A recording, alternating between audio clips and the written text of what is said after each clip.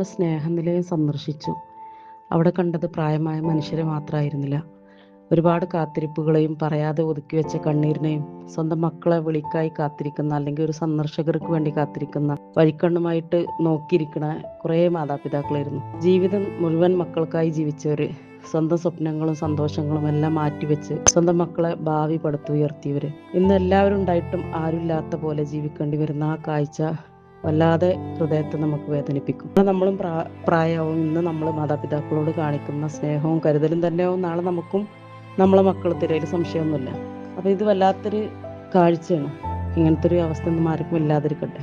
സ്വന്തം മാതാപിതാക്കളെ അനാഥരെ പോലെ ഇതുപോലെ ജീവിക്കാൻ വിടുന്ന ഒരു മകനോ മകളോ ചെയ്തതിൻ്റെ ഫലം അനുഭവിക്കാതിരിക്കൂല. കാരണം ജീവിതം ഒരു തിരിച്ചുവരവാണ്. നമ്മൾ വിതയ്ക്കുന്നതാണ് കൊയ്യാന്ന് പറയും. അതൊരു നാൾ കൊയ്യേണ്ടി വരിക തന്നെ ചെയ്യും. മാതാപിതാക്കൾ മക്കൾക്കൊരു ഭാരമല്ല, അവരെ അള്ളാഹു നമുക്ക് നൽകിയ ഏറ്റവും വലിയൊരു അനുഗ്രഹമാണ്. അവർ ജീവിച്ചിരിക്കുമ്പോൾ ചേർത്ത് പിടിക്കുക. നാളെ അവരുടെ ഖബറിൽ നിന്ന് കേൾക്കാൻ ആഗ്രഹിക്കുന്ന ഒരു മോനെ മോളെ എന്ന വിളി പിന്നെ ഒരിക്കലും കേൾക്കാനാവില്ല.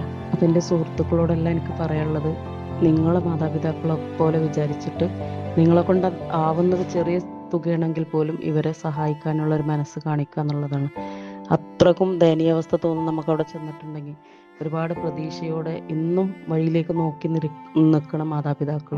നമുക്ക് സമ്പാദ്യം ഉണ്ടായത് കൊണ്ടല്ല ദാനം മാത്രമാകുന്നത്, കൊടുക്കാനുള്ള മനസ്സുണ്ടാവുമ്പോഴാണ്. കൈനിറയെ സമ്പത്തുണ്ടായിട്ടും മറ്റുള്ളവർക്ക് ഒരു കൈത്താങ്ങാവാത്ത എത്രയോ വ്യക്തികൾ എനിക്കറിയാം. അങ്ങനെയുള്ളവരെ സമ്പത്തിന് എന്താണ് വില? ഒരു വിലയില്ല. അത് കൊടുക്കാൻ മനസ്സില്ലാത്ത ആളുകളെ സമ്പത്ത് കൊണ്ട് മറ്റുള്ളവർക്ക് ഒരു കാര്യമില്ല. മറുവശത്ത് ഒന്നുമില്ലെങ്കിലും മറ്റൊരാളുടെ വേദന കണ്ടാൽ വേദനിക്കുന്ന എത്രയോ നിഷ്കളങ്കരായ മനുഷ്യരെ എനിക്കറിയാം. അപ്പോൾ കൊടുക്കാൻ മനസ്സുള്ളവന് പടച്ചവൻ എപ്പോഴും വിലമതിക്കും.